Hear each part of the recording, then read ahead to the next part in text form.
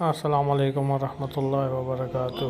مولانا ابراہیم رحمہ اللہ صاحب کی آواز میں بہت ہی زبردست بیان۔ سب سے پہلا حق کس کا؟ اللہ پاک کا۔ ہمارے چینل کو لائک، سبسکرائب اور شیئر کر بیل آئیکن پر کلک کرے۔ جزاک اللہ۔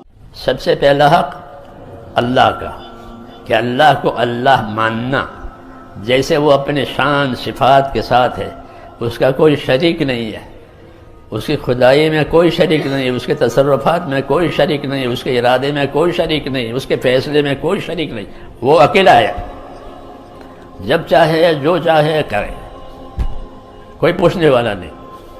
ہاں، یہ با اختیار ہے، وہ با اختیار ہے، با اختیار پروردگار۔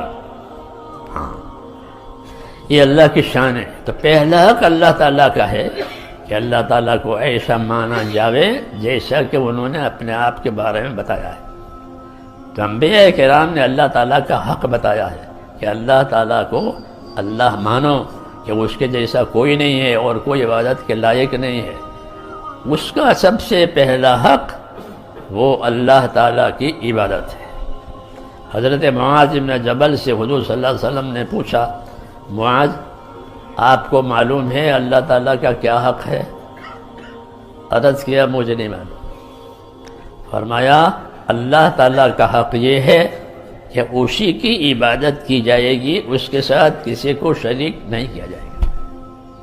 یہ اللہ تعالیٰ کا حق ہے، اور اسی لیے انسانوں کو، جناتوں کو پیدا کیا ہے، اور اسی کی طاقت اللہ تعالیٰ نے ان میں رکھی ہے، عبادت کی طاقت، یعنی ان کو عقل دی، سمجھ دی، تندرستی دی، اور جن جن چیزوں کی ضرورت تھی وہ ان کو دے دی، تاکہ وہ عبادت کا حق ادا کرنے میں لگے۔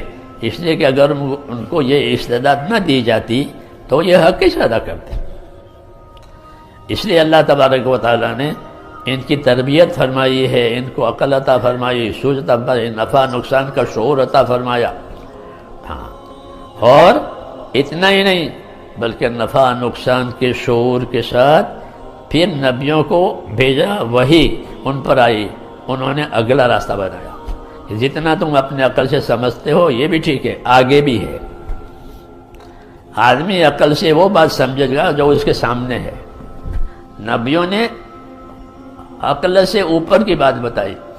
اللہ تعالیٰ نے اعمال کے نتیجوں کی دنیا دوسری رکھی ہے، اور اسباب سے فائدہ اٹھانے کی دنیا یہ ہے۔ اسباب سے فائدہ اٹھانے کی دنیا یہ ہے۔ اس لیے بچہ بھی اسباب سے فائدہ ہوا، آپ پیسے دو کہ تو ٹافی وافی لائے گا، کھائے گا۔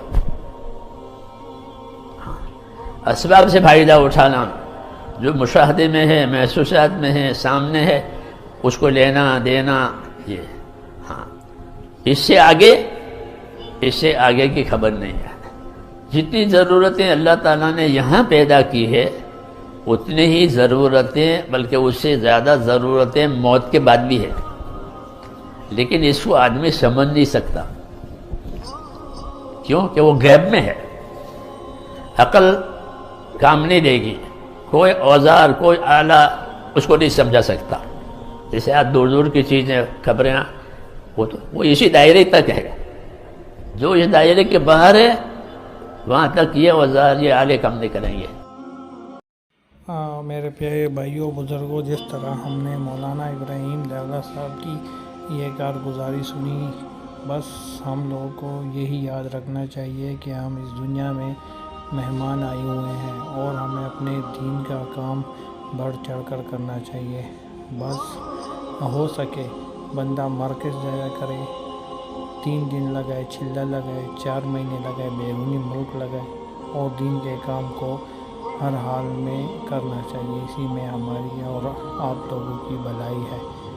ہمیں اس بیانات کو سننا چاہیے، اس سے ہمیں بہت ہی اچھے باتیں سننے کو ملتی ہے۔ تو تمام دوستوں سے التماس ہے کہ ہمارے چینل کو لائک، سبسکرائب، شیئر کرے، بیل آئیکن پر کلک کرے۔ جزاک اللہ، ماشاء اللہ۔